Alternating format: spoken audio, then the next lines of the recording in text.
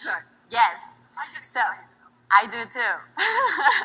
I think everyone here really does. So now we're gonna hear from Chuck Tyler. Chuck is a decorated U.S. Army combat veteran and a veteran campaign professional from Charlottesville, Virginia, and a proud member of Move On. Since his honorable discharge in 2003, Chuck has worked on issue and candidate campaigns across the country, from President Obama's campaign in 2008 and 2012 to Healthcare Voter and Vets Against Hate.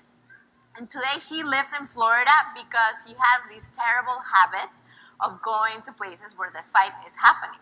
And it is happening in Florida. And we are so happy that Chuck is here with us today. So Chuck, take it away.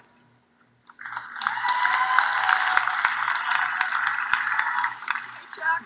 Hi, thanks so much for being here, Senator.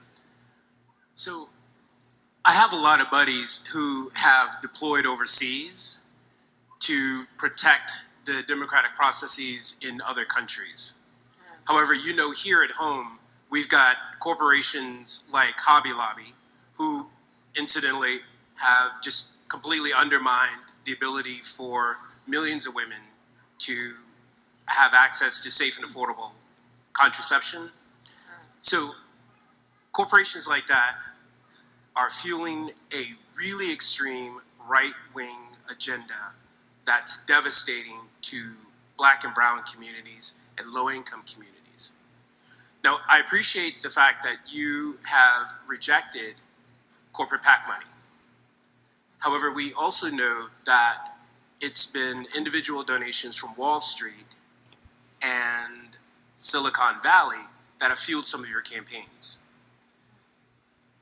Small donor, publicly financed systems work to bring us back to the democratic process of one person, one vote, something that we as Americans believe in and have fought for. My question for you, Senator, is if you're elected president, can we count on you to create a small donor public financing system on a federal level for every federal election? And if so, why? Okay, so thank you, Chuck. Thank you, Chuck. It's a great question. So let me start by saying thank you. I'm grateful for your service, as is everyone. I have 3 brothers who are veterans, and the notion that we have people who have served, who come back and serve again by supporting our democracy and fighting for our democracy, I think is one of the best things we got going in America. So thank you. Thanks, Chuck. I'm glad you asked about money in politics. Look, every part of this for me is about how money influences what's going on in Washington. And we talk about campaign finance reform, and we should. Campaign finance reform is important, but understand, money seeps through this town a lot more than just in campaigns. It's here all the way. It's here with the lobbyists. It's here with the lawyers. There's not a decision that gets made in this town over on Capitol Hill that there's not somebody in the room watching out for the wealthy and the well-connected. And so my view on this is we got to fight back against this on all fronts.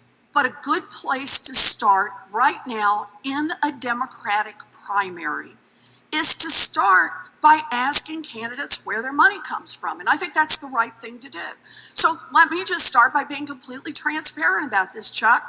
Look, when I started a presidential campaign, I looked around at this and I said, there are kind of 2 ideas for how you could run a campaign. You can either try to do it entirely with small donors and volunteers and build a grassroots movement, or you can spend a lot of time with a lot of wealthy folks behind closed doors and then hope you'll have enough money when you get to the end to buy a bunch of TV ads and run your campaign. I believe that we have a real opportunity right now in a Democratic primary to build from the grassroots up. So here's what I've done. I take not only no corporate PAC money, I don't take PAC money of any kind. I just don't take it. I don't take any Washington lobbyist money of any kind. And I'm not out sucking up to a bunch of billionaires hoping that they're going to run a super PAC for me. I'm not doing it.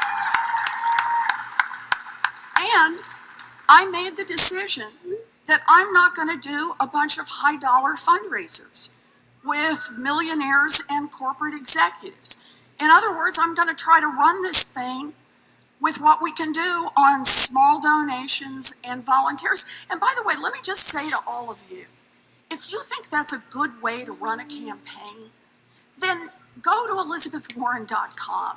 I'm serious. You got to sign up. If I believe in this, we got to make it happen.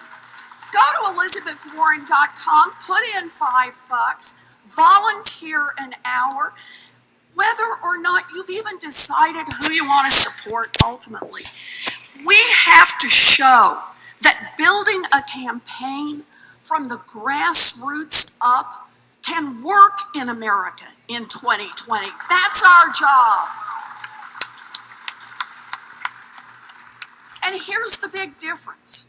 When we roll in to the election in 2020, when we're in the general election, if we spend this next year truly building a grassroots movement, that's going to be our comparative advantage in that 2020 election. Everybody's going to have plenty of money at that point to push back and forth and TV ads and so on. But if we have really built a grassroots movement, think what that will mean. It will mean we got a better shot at the White House. It will mean we've got a better shot up and down the ballot to take back Congress, to take back some of our state houses, to take back some of those governor's races. Because when you build from the grassroots, it helps everybody who's in the fight, not just the one at the top. And one more thing, we build that grassroots movement, that's what gives us the energy to carry over, to start in January 2021 to make the changes we must make so that someone like Donald Trump is never elected president of the United States again.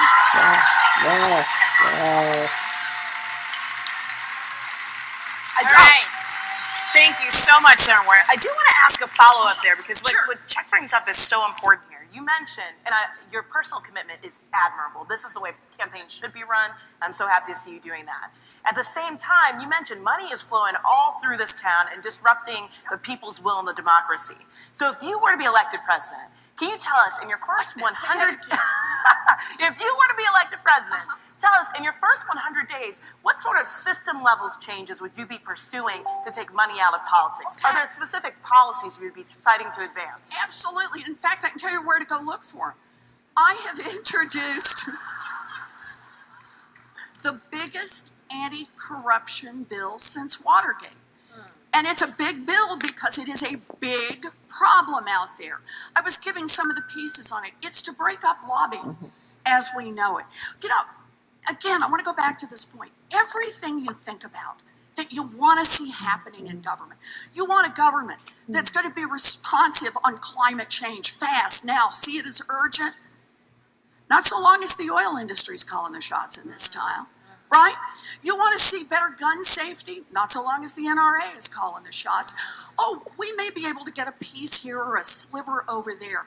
But if we want big systemic change, it's going to mean attacking the corruption head on. And that means campaign contributions. I'm with you, Chuck, on small dollar, finding ways to do it, federal financing, lots of ways we can look at this. But it can't stop there.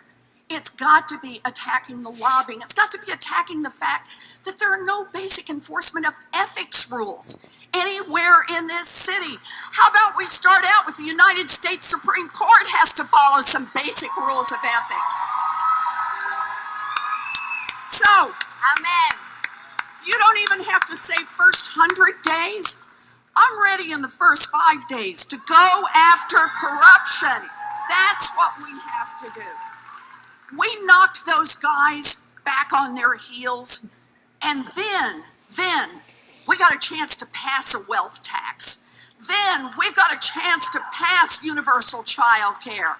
Then we've got a chance to pass a real housing bill to build 3.2 million new housing units across this country. We have a chance for Medicare for all. We have a chance to make the changes that people want us to make, that will make a difference in their lives, even if the drug industry doesn't like it or the NRA doesn't like it. This is our chance, but it's going to take restructuring. We've got to do it on corruption. We've got to do it by fighting back on corporate power, and we have got to do it on protecting our democracy so there's some real accountability in this country. All right. Thank you. Okay, so here's your final question. Okay. We're gonna cut the time a little bit just because we're running a bit late. Sorry. So just imagine yourself speaking for 4 minutes about. So the next question comes from Belinda Freeman, who hails from California and is a student at Clark Atlanta University in